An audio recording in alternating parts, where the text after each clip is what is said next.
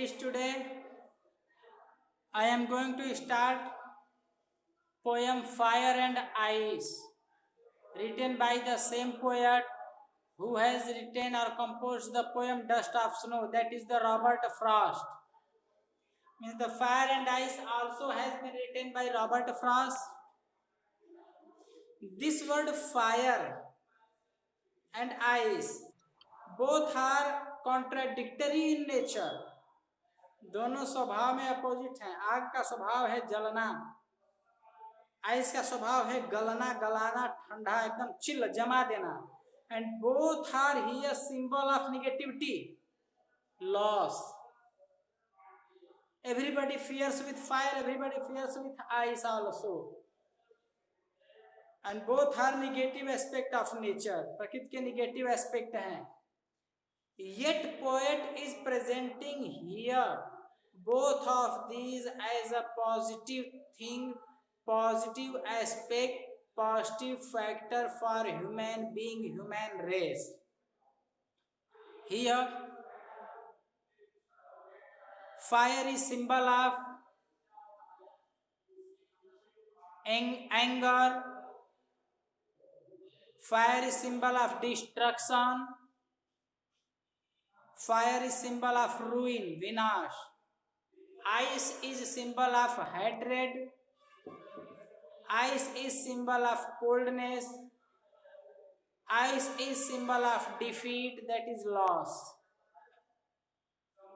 फिर भी ये दोनों कैसे मानव के लिए बेनिफिशियल हैं? Poet is saying here something. So let us start first. Fire and ice. Some say the world will end in fire, some say in ice. From what I have tasted of desire, I hold with those who favor fire.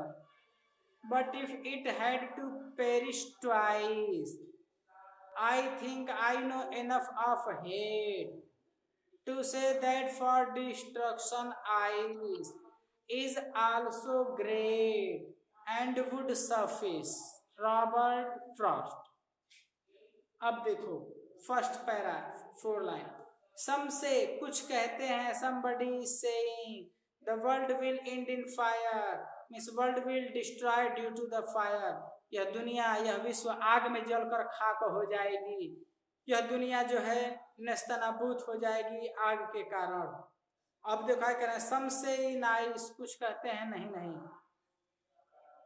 बर्फ में गल जाएगी एक दिन दुनिया, जम जाएगी, पानी होगा, बर्फ हो जाएगी दुनिया और समाप्त हो जाएगी. मतलब पोएट कह रहे हैं कि fire is the symbol of desire, anger. Ice is symbol of hatred, negativeness, हताशा, डिस्पॉन्डेंसी, होपलेसनेस. यानी कुछ कहते हैं कि दुनिया डिजायर, दैट इज ग्रीड, लालच, नफरत, इन सब चीजों में हो जाएगी खत्म. कुछ कहते हैं कि दुनिया आइस यानी नफरत, एक दूसरे से जलन, मार काट के चलते खत्म हो जाएगी दुनिया.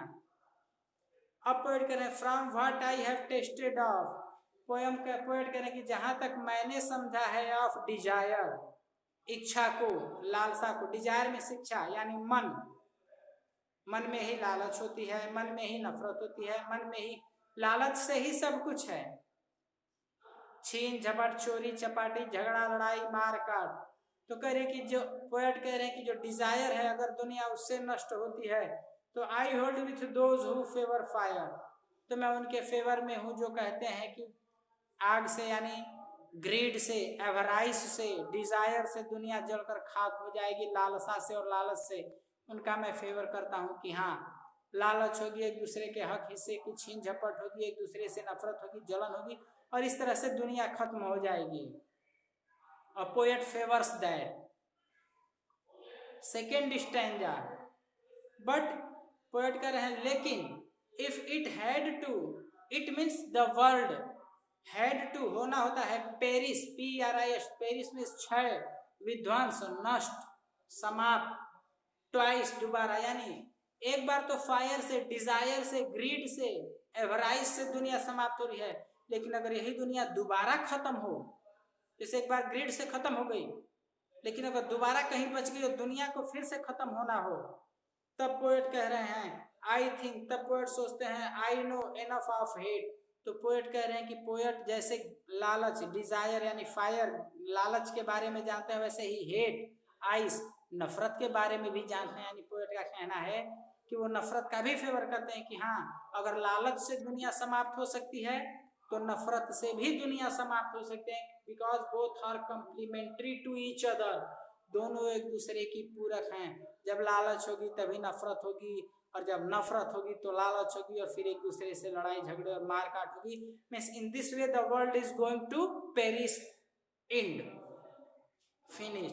To say that for destruction, कहने के लिए तो विनाश के लिए आइस भी काफी है, दैट इज नफरत भी काफी है।